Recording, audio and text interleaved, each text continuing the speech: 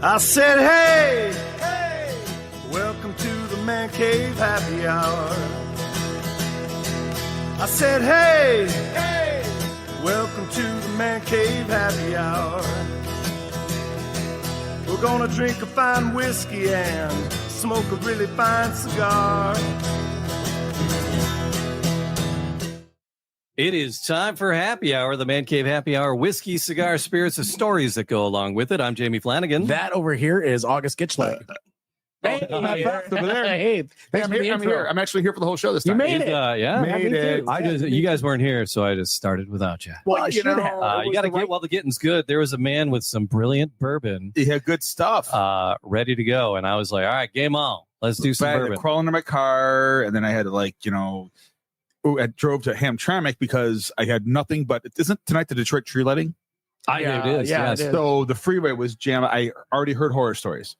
So I'm like, you know what? I'm just going to go to Whiskey in the Jar, Fair park play. the car, Uber for $11 over here. Now I have to worry about parking. Yeah. I knew this was going to be such a heavily attended event. That the parking was going to be like a shit show. I can swear on my own pocket. Yeah, sure. And so here I am. I made it. You made it. So, that's all that matters. And we are in the Detroit Shipping Company inside the Detroit Podcasting Company, podcasting the Man Cave Happy Hour with the owner of the Detroit Shipping Company, John. John, welcome to Man Cave. Hey, John. Hey guys. I don't think we've had you on the Man Cave before. No, have you been on any of the podcasts in here even prior?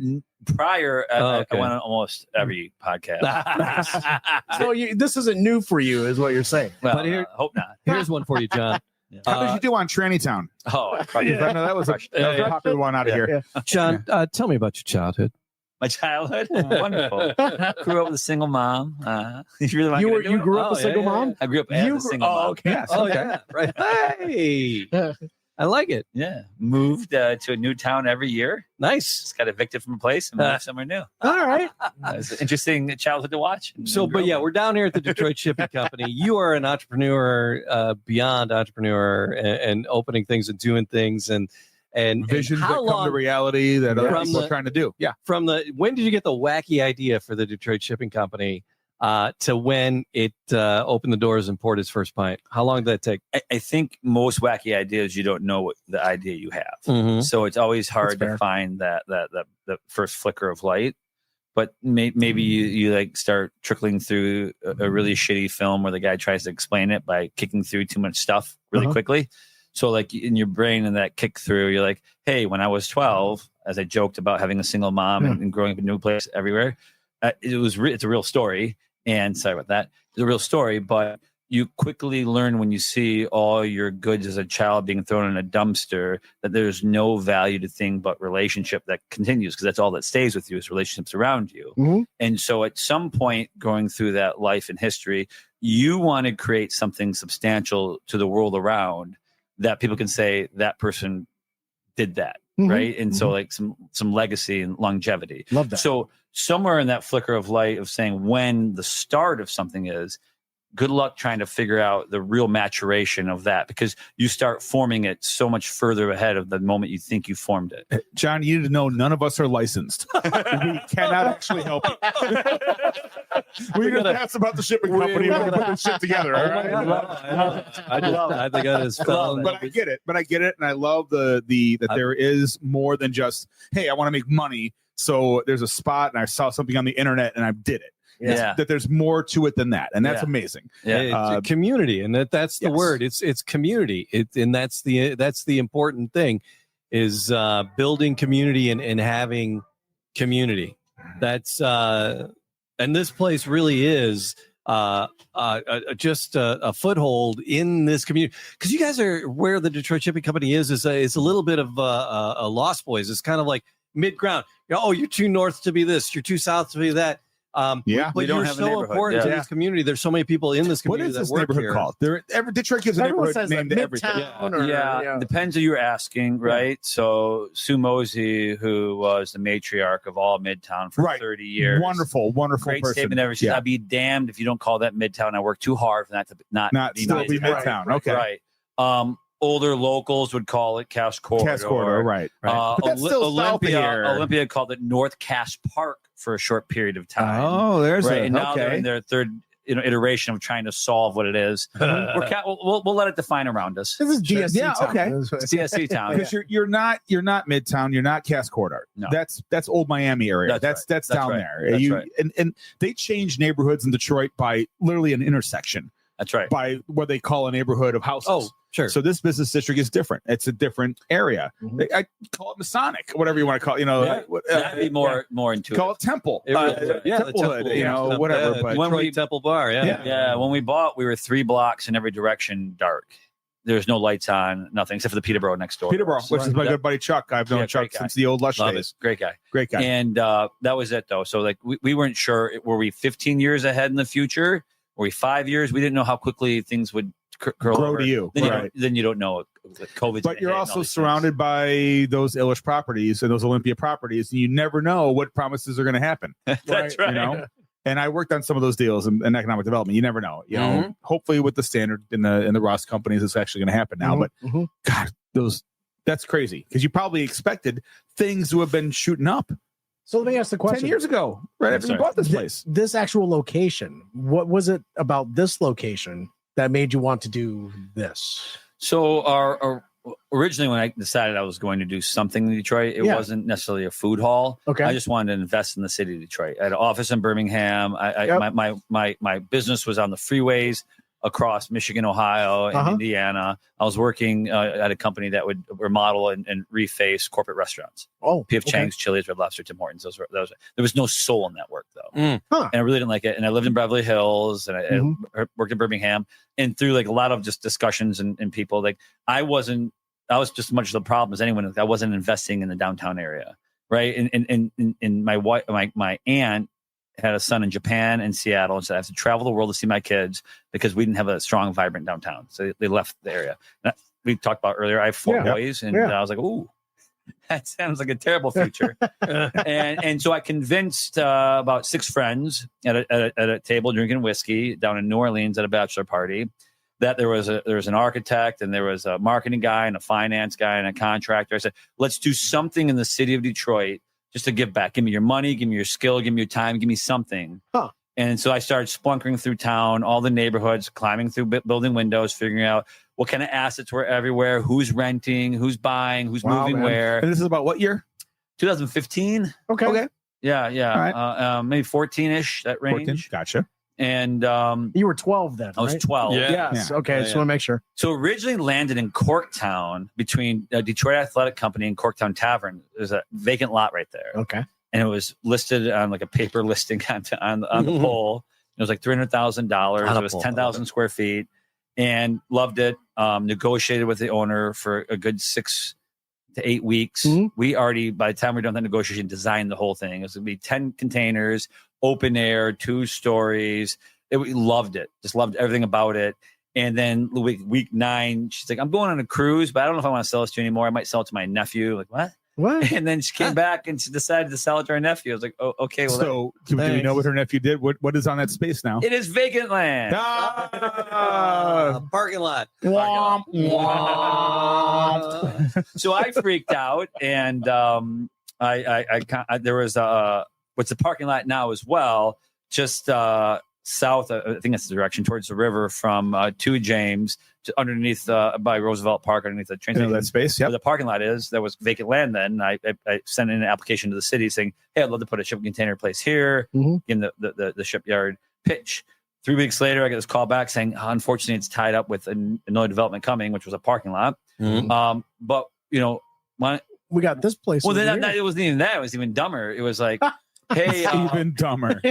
Why don't you send me some more applications? Just why don't I just come to your office and we'll go through your database?" "No, send applications." So I spent Friday to Sunday. I think I sent 80 applications. Like, I'm going to show this a-hole. Instead of it saying, "How about I go to your office and you go on your GIS and you show me what I can and can't work with?" Right. Which actually burnt me in the ass because for the next 6 months, I got phone calls from random people in departments. "Hey, do you want this land still?" Like, "No, I'm working with your company." "Who's my company?" "The City of Detroit, a-hole." Like, hello, left hand. Say hello to right hand. So anyways, when I was doing all the splunkering, I thought Midtown was out of my price range because every building was way overpriced. But I hadn't been. Well, the Roxbury was running through it. The Roxbury group's going nuts with that. And I hadn't been looking at land. Yeah. And people kept saying, you need to talk to Sue Mosey. And as the new person in town, you don't know anyone who's whatever. And on my social feed, Saint Sue of Mosley, yeah. This vignette popped up, and it was a cartoon character of Dan Gilbert. Then it was him talking. The next cartoon was Sue, then her. Then the next one was the mayor. So I was like, ooh, that's the pecking order. She's someone. So I took a phone call with her and said, I'd like to bring this to town.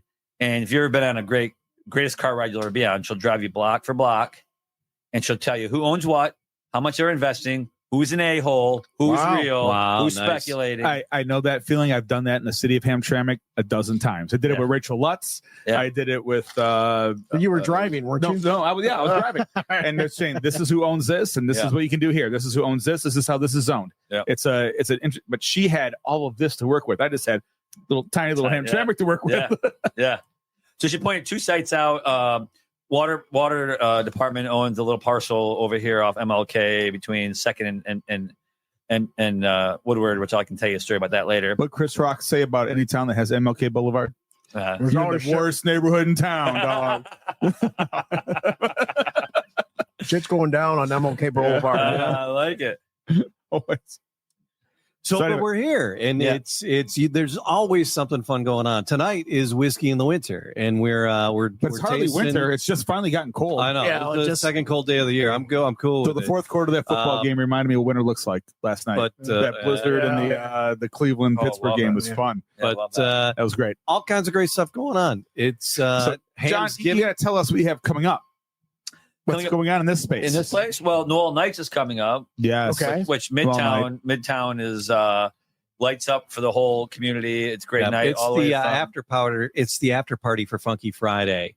That's your little DJ night. Yeah. You got to put it in there. So Noel Night's kind of the after party. Noel Night is the the jam. Friday, I've done Funky many a Friday. Noel Night. So it's wonderful. Oh right? my God, that's the city blows up for that. Yeah, it does. Love it. It's in a good way. That's a big event. And just generally, we're constantly open. We're constantly opening new restaurants. Taquitos AF, which is a new vendor coming in. Yeah, I own a food hall in Lansing, and they're my Lansing. What's the name connection. of it? Talk about it. You're here. You're on. Is it a container People system don't as well just. there? It's not just downtown Detroit that listens to our podcast. Right, we right. got people. So We got people. John. Lansing Shuffle is in the former farmers market on the river. Great space. I've been there in downtown Lansing, right by the convention center and Lugnut Stadium. Nice.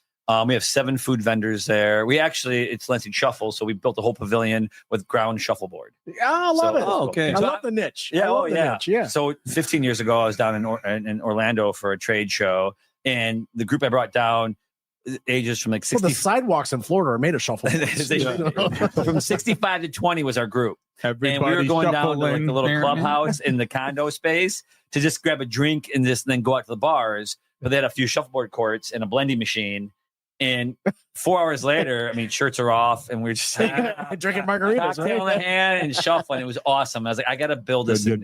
That's great. Oh, love it. Yeah. So, anyways, that we have that. But anyways, Taquitos AF, they're my Lansing local group. There is great. Two Hispanic families, and it's interesting is we always think America's a melting pot, but the world's a melting pot, and so and cuisine and regional, even in other countries, is different. Right. So like, you eating French food? Yeah, but which region of France are you eating? Yeah. The same thing from Mexico. So Taquitos AF is awesome. It's a family from East Coast and West Coast, and they combined, and part of the food is kind of playful. Like one coast, I don't recall which coast, but one coast of Mexico will eat cactus, the other won't. So I was doing a food tasting with them. And the guy flew his grandma in, which was awesome. And they brought out the salsa with cactus in it. Cactus eater. Yeah, exactly. They're either Amish or not Amish. Tasting One of this, the and I'm two, asking, what is this? And the other guy's like, don't eat that shit. I love it. The great family. I love that they come to Detroit, and the actual operators are all from Lansing. Okay. And their best friend had moved to Colorado. They just moved him back, and he's going to be operating that space. So I'm Sweet. super excited for that to open. You got that. So you have Lansing Shuffle. We have Noel Night. What do you have going on in Hamtramck? It's near and dear to my heart. Love it. All of our listeners know I'm a Hamtramck junkie. It's my spot. I love it. I own New Dodge Lounge. Woo! So New Dodge. I have a history in that place. Family I have for like quite the 25 years. Quite the history in there. Great people. I know Kathy very, very well. I've been offered to do a lot of things in my life. And I most of them stayed by in Kathy Gordon's condo in Cancun in 1998. She was only 80 then. Yes, she was only 80 then. Yes. Just a mere sprite. That's how long I've known Kathy Gordon. Love it. So, anyways, she was closing down. She couldn't find a buyer. The man, John, who owns Amici, I know, Mr. Grassi. Yeah, was going to take it down, and then he actually owns some rental properties randomly. I keep smashing your things. But I look better when I keep moving on the camera. He owns rental properties in Hamtramck, and John's a good man. The girl who does all my programming lives in one of them. And they were talking. He's like, I need an operator. What's it called? The Disco Walls. Disco Walls. That's Julie's place. Yes. Yeah. And so she's like, we should call John Hartzell. And so he called me and he's like, hey, when you come operate this, I said, well, I don't lease from anyone. So I would partner from you or I'll buy it. So he hung up and called me back. He goes, why don't you just buy it? I just want a good person to own it. Oh, nice. Which is great. My favorite part of the space now is where she wrote good luck, bitch. Good luck, bitch. And like marker on the wall. And you guys left that there with a frame around it or whatever. It's so good. I love that. That's great. I love that. I wish it was her. It was us. Because that would be great if it was her. So I thought she had written it on the way out. We get inquired for weddings at Shipco all the time. And so we always pitch them that we'll do a shot called Good Luck Bitch for you. All right. And then we open that place. I just love the idea. So that's a Mythbuster right there. Because in Hamtramck lore, she wrote good luck, bitch, as she walked out the door last time. They should keep that lore. I don't want to steal that. That's what the lore was. And Kathy wrote that in marker, and then you guys sprayed it over it to put it there. Oh, I love that. And then immortalized it on the way out when you guys ruin people. I'll keep that. Yeah, we'll edit that out and footage. That's a myth. So actually, we did an event there. So when we first opened, it was like just kind of like steady, right? Like the biggest thing you'll ever have was like $2,000 night, nothing special, right? And then I don't recall whose charity it was. Really good family. They were doing a charity for one of the brothers who had cancer, and it brought out that's the Lily's family. That's Mike Lily's Kowalski. family. The people that used to own Lily's. Mike Kowalski. Yes, that's it. Yep. And they brought up Polish Muslims and all that. And so we sent all our staff there, which is all 3 people, because we've never needed more than that. Right. Probably needed 15 people. Yeah. Oh, yeah. They bought out all the beer. My brother's calling me. He's running to the store. I drove up with like several cases of beer. Nothing you could do was solve. They were like just blowing it up. Best but story. I think the whole crowd believed that was Kathy. Yes, they all believe it's Kathy. Everyone believes it's Kathy. My favorite story about the old Lilies, and now we'll. There's a day that Bruce Springsteen walked in there. This is the place where Iggy Pop and David Bowie hung out back in the 70s. David Bowie went through his Ypsilanti phase. He wrote Gene Genie, and they would go to Lily's in Hamtramck, and they brought this guy named Bruce Springsteen. Lily goes, "No, you look like trouble," and wouldn't let him in. I said, "Jump, Bruce Springsteen in like 1977." Yeah. So that's old Hamtramck. He did look like trouble back then. He did look like, He had them baggy pants and the floppy hats.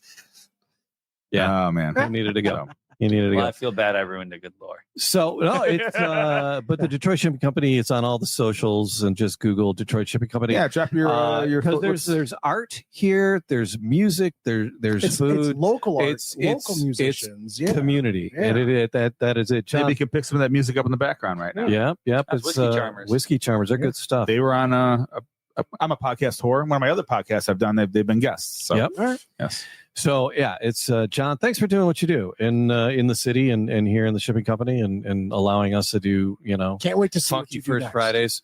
Honestly, I cannot It's wait my to see what Friday. you do next in the city of Detroit. But Open flames. So, but Yes, thanks, so John. thanks. This is Thanks great. for Thanks for being having. with us. Thanks for being in the Man Cave, and thanks for throwing a hell of a party. And we're going to talk tequila in a minute. Well, hang on. That's are we doing separate episodes here? Yeah. All right. Then you know what? You're Jamie Flanagan. Oh, that's Matt Fox. That's August Gitchlag. And this is Man Cave Happy Hour. We'll see you again soon. Like us on the socials and shit. Cheers.